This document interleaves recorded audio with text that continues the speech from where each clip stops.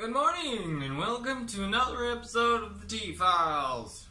Dun, dun, dun, dun, dun, dun, dun. Episode 17. Today we're going to our roots, well, in Africa that is, talking about African instruments, with different types you can guess, and a bit of truth about how they came to be. So, firstly, we've got this little guy called a kalimba, which is an actual African thumb piano. That's the English name for it. Alright, so if I played it, you would hear the kind of unique sound it gives off.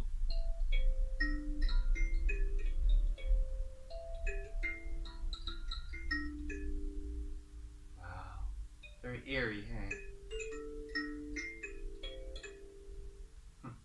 Interesting. Okay, so basically what it's constructed from is a little hollow box, okay, and then it's got a couple of different metal fingers that you can see there, and then it gets clamped down so that it pretty much stays like that, and they're all different lengths for different tones. So yeah, it gives you a very resonant, interesting, airy sound. Cool, huh? The kalimba. Alright, you get, well, I don't have the exact option for you, but this is called a shikira, or these are maracas, but you get the African ones, which are a little bit more complex than this, but I don't have them to show you, so you're going to have to settle for the next testing. So obviously they're just little shakers.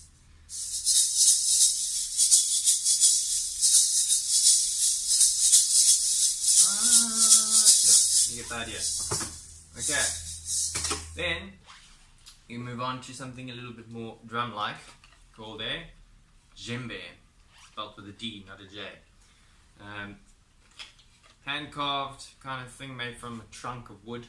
You'll see there, kind of solid, chunky wood, but it's got a hollowness to it. Can you see it? Right, so what they normally do is they put animal skin on the top, and then they tie it down with string with a metal rim to hold it in place, and then it's got a carved top so that the head fits on it nicely. So when you play this guy, if you hit a rim shot, for the drummers out there, this will be a rim shot, and if you do a palm hit, it's a lot louder. Whoa, even all the guitars resonate. Okay, so that's djembe. Normally made from mahogany, African mahogany, that kind of stuff, which is another name for sapele, which is the African name for it. Very interesting drum, very common, a lot of people like it. You get them in different sizes. This is a little 8-inch baby. You get 10 inches, 12 inches, 14 inches, 16 inches, very big guys. But yeah, nice for traveling, very unique African sound. Then I'm going to show you a good close comparison. Now this is what they call, this one is a xylophone, but the African one is actually called a marimba. So all it is basically a little block of wood, right? And then it's got these little carved wooden blocks on top of them that seat on a rubber seating. So yeah, and how it works is you use mallets to play them. So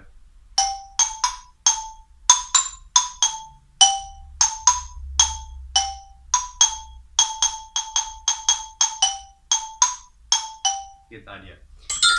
Yeah, so that marimbas, in this case xylophones, but you get the idea. They're much bigger when they're marimbas, and you get different sizes like soprano, alto, and bass. So it's like a small one, which is actually quite big, and then a bigger one, and then a really big one. And then they play with massive chunky mallets and doom, doom, doom. Yeah, you get the idea. Very African style. And then, a lot of people don't know this, but you get bongos and Congos. Now, they're actually originated from Africa, but everyone knows it as a Cuban, Italian kind of drum. two different types. The first ones are Bongoes. See? Generally a smaller drum and a bigger drum attached together with a chunk of block in the middle. And they generally played on either a stand like this or on your lap. So you'll see here.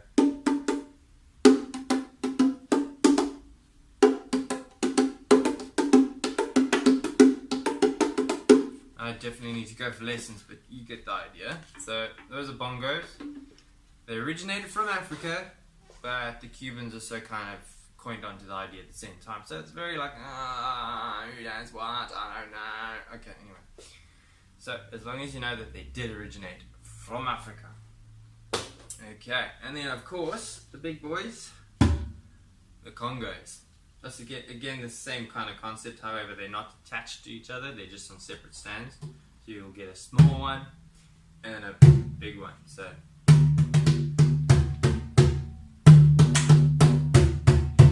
you'll see that's the difference. So you obviously got a higher pitch and then a lower pitch. Same with the bongos, you also got a higher pitch and a lower pitch. And that's basically, again, conga from Congolese musicians. However, the Cubans kind of coined onto the idea at the same time as well. So it's very difficult to say who brought out what, but of course we all know the Africans invented it first. Okay, so there's a couple of other African instruments that I can't show you because I don't have them. Like the kora, for instance, which is a very interesting instrument. It's basically like a massive coconut, circular. I'm going to have to explain it to you because I don't have a photo or anything like that. So it's a very big, rounded base to it. And then it's got normally like a head on it, like animal skin or anything like that.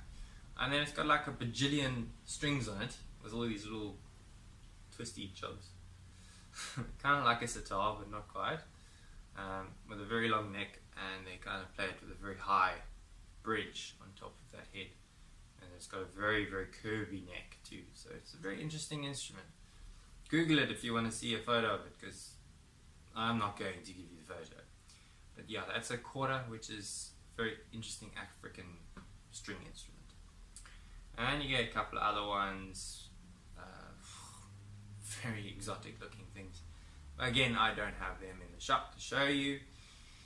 They're very difficult to come by unless you find some African guy that's made it for you. And unfortunately, I don't have that connection. I did ask, but I asked the wrong guy. Yeah. Anyway, African instruments. There are a lot more that I can't show you, but you just have to deal with what I've showed you.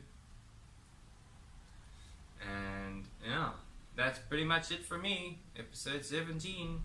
Until the next episode, the truth has been revealed.